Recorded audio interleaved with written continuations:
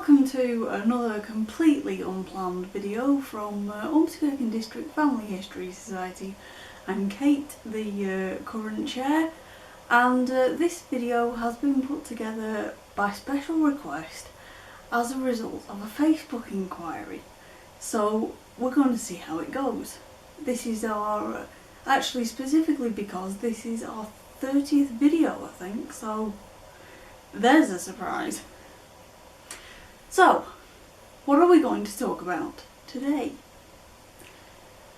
Well, today we've got a puzzle about basically where can you take your family history before 1841? Good question. Because the internet is a great place to start your family history research. I think I've probably done 99% of my census searches online purely because it's just so easy, isn't it?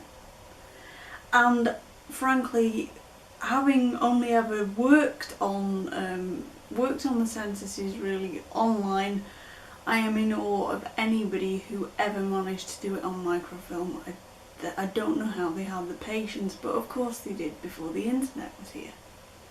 So most of you family historians out there know that the census records are actually only available online, generally speaking, back to 1841. There are, however, one or two exceptions, usually localised ones. Have a look on things like Find My Past, Ancestry, that kind of thing, and you will find the odd one, maybe back to 1800, 1811, 1801, 1811. Some of those earlier ones, they did take them every 10 years, so they are out there, but it's just knowing where to look, really. So, generally speaking, census records are absolutely fine until you get back to 1841. That's when you've got a bit of a problem. Especially when, if, as I certainly have done, you find that your ancestors were already married in 1841, and had already started having children, and perhaps they started before 1837 when wedding certificates came in, so there's another option you can't use. So how are you going to get around this one? Is your research at a dead end? Is this the end of your family tree? Absolutely not.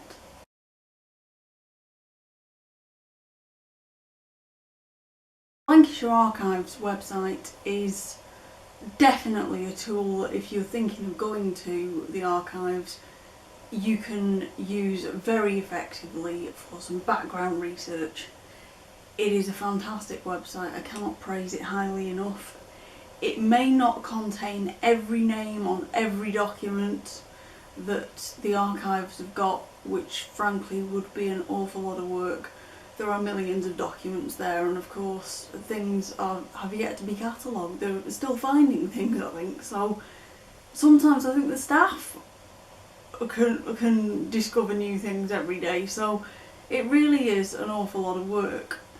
But it's looking through those documents is so much fun, and because you can look up general records, land taxes for different townships, that kind of thing. You can get wills, land leases, that kind of thing.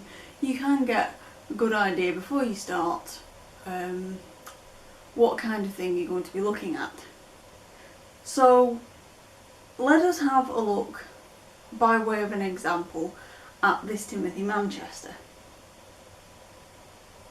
Let's see what we can find out about Timothy Manchester.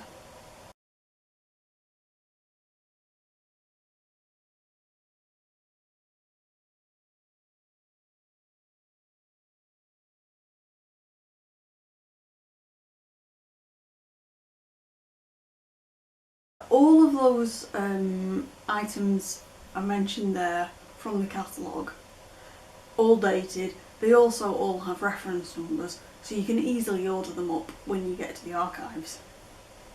Now this Timothy Manchester that I was told about was said to have a pub. So if that was my ancestor, if he was my ancestor, the 1836 lease that I put the reference up for that's definitely something I would want to look at, because leases are a marvellous thing. Leases are good because they will tell you things like how much rent the tenant paid, sometimes how much they put down as deposit. I've found cases where it can be as much as £40 in the 1700s, which is a lot of money. The agreed yearly rent that was then paid, and usually it will tell you exactly what property they were renting. It might be a house, it might be a garden with the outbuildings, the orchards. It will usually tell you exactly how many acres of land, that kind of thing. So a lease can be an invaluable document, not least because there was often a system used which are known as the 3 life leases. So you might have, a man might take a lease out on a property for the life of himself, his wife and any one of his children. It might be the eldest, might not be the eldest. So that lease would then only expire when when the person who lived the longest died. So you could actually be looking at well over 100 years, depending on the age of the people involved. They can be an excellent way to learn how your ancestor lived.